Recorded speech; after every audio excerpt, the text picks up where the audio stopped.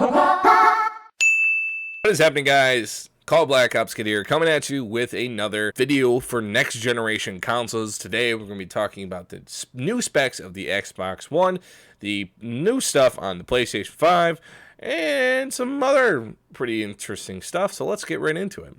Today we're going to be talking about the Xbox Series X with its new graphic power and CPU, PlayStation 5's new GPU, and pricing on the Xbox One and the PlayStation 5. So today, without further ado, so Xbox One announced that its GPU is going to be 12 teraflops of graphical power. So 12 teraflops, to put into retrospect, if you have a new AMD RX 5700 XT, it is about 9.2 teraflops of graphical power, which is pretty good. And that's about $350 on the market right now.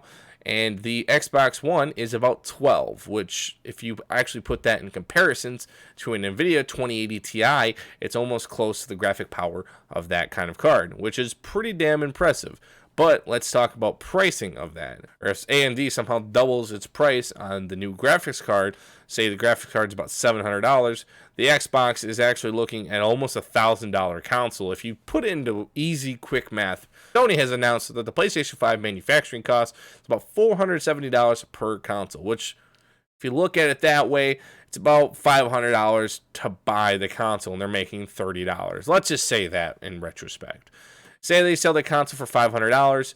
Xbox needs to make some serious price cuts if their graphics card costs about $700 to produce, which I don't think it will. AMD is really good about making good competing pricing on graphics cards.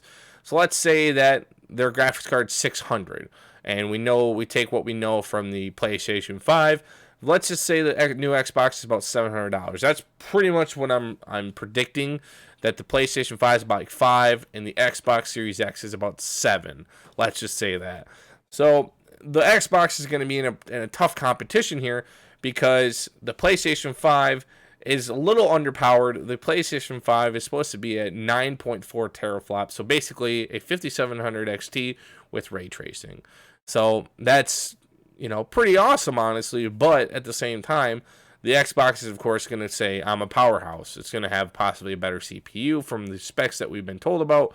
They're both using Zen 2 architecture and, of course, RDNA 2, both for the consoles. So they're pretty much close in comparisons, but, of course, the Xbox is taking the lead with a 12 teraflop GPU, and the PlayStation 5 is at about 9.4 teraflop GPU. We're only in pretty much March now, and they have about 6 months to unveil any new information, as well as a bunch of other stuff. PlayStation 5 has also been saying that they have a brand new controller that can feel when you're sweating. It tells your heartbeat and stuff like that. And also electronic inputs for VR. So they're having a lot of pretty cool new patents. Obviously nothing confirmed. Just patents that probably will just fade into the dust for if anyone tries to make something like this in the future. So they're making good things. It's just like pricing is kind of hard to do right now, because PlayStation 5 is pretty much set in stone. They've already said that the consoles are going to cost about $470 to produce. Usually, console manufacturers take little to no money in gain and pretty much make no money on consoles at all. The PlayStation 3 lost, I think, hundreds of, probably $200 per console to produce, because the Blu-ray was so expensive at the time. I mean, Blu-ray players were like $600 when you could buy a PlayStation 3 for like $500 or $600. You could get a Blu-ray player and a gaming console. So that was one thing that kind of led PlayStation 3 rubbing the wrong way, because anyways, we're not going to get into that. That could be for another video if you guys really care that much. PlayStation 5 is looking to be a more economical choice, but at the same time, you're losing, the 120 frames per second, the new NVMe SSD, 8K with a 2.1 HDMI input, so you're going to get more performance on a TV that does HDMI 2.1, so you can have all that kind of great features. So like 8K at 120 frames is possible with the Xbox One, if they make a game that's even possible to do 8K 120, because it's really hard for, I think, even the 2080 Ti to do 4K at 120, let alone 8K at 120. So that's something that we're gonna have to kind of look at in the future when it comes down to graphics, because the Xbox Series X is boasting a lot of power behind their console, when the PlayStation 5 reportedly is about 9.4. So they're already kind of lowering that behind. But if you take that into retrospect, the Xbox Series X was a 6 teraflops. So they're doubling that, and then the PlayStation 5 is also doubling from the PlayStation 4 Pro. So the PlayStation 4 Pro, I think, had 4.2. Now it's at 9.4. So it's actually it's more than doubling their console, which is pretty cool. And then, of course, the Xbox is going to go beyond what they were trying to do. They have a lot more companies making games for them now. Also, Xbox can afford to lose money. Same thing with Sony. So that's where it's all going to come down to, is if Xbox is willing to lose more money to sell more consoles, because that's really what they need right now. Also, Xbox Series X and Phil Spencer has announced that a lot of Xbox Series X games and Xbox One games, if you buy an Xbox One game, and you get an Xbox Series X, you can actually get that same game for free, which is pretty awesome. Cyberpunk 2077 and CD Projekt Red have announced that CD Projekt Red has announced that Cyberpunk 2077, if you buy it on the Xbox One, either, I'm assuming digitally and physically, you can get the copy of Cyberpunk 2077 on Xbox Series X for free, which is absolutely stunning. That's awesome.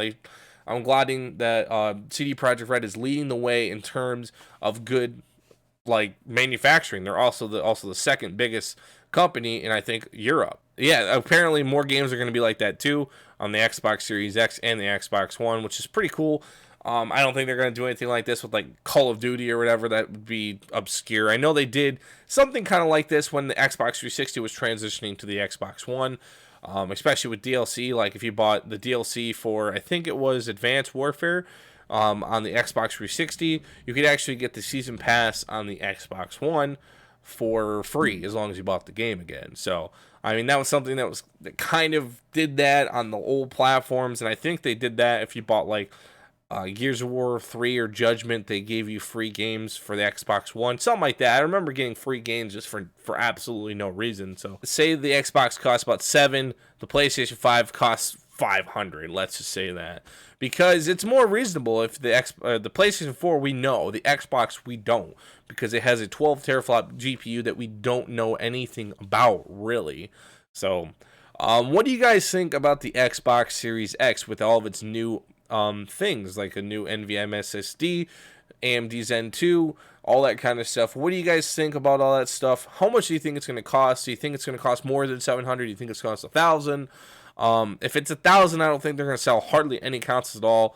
$1,000 is basically a PC, because that's what the Xbox Series X is pretty much boasting with the shape and everything that it looks like. So, is it worth spending $1,000 on an Xbox Series X? Or I'm thinking it's probably $750. Honestly, that's probably what they're going to sell it at. AMD is really good about making products that are kind of really good in performance, but at low cost.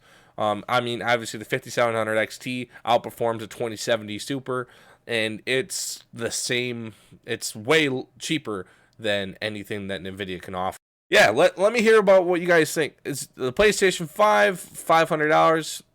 You guys gonna buy that over the Xbox? I mean, a lot of people bought the PlayStation because it has better games or have more consoles and stuff like that. So, what do you guys think about the consoles right now? Do you think that the Xbox Series X is going to be more than $700?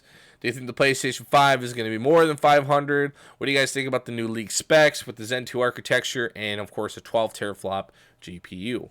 What do you guys think about this? And what are you guys most excited? So what do you guys think about all that stuff? Let me know in the comments section. If you guys want to see more videos like this, make sure you subscribe.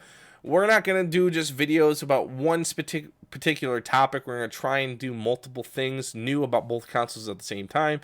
So you might see some repeats that you might hear, and I apologize for that, but I'm trying not to make a video that's like, Xbox has 12 teraflops of memory. Holy crap, see you guys later. Click off the video. Like, I don't try to make something like that. I'm trying to make it a little bit more meaningful, a lot of new content, and stuff like that. So thank you guys so much for watching. We'll see you guys in the next one. Peace out.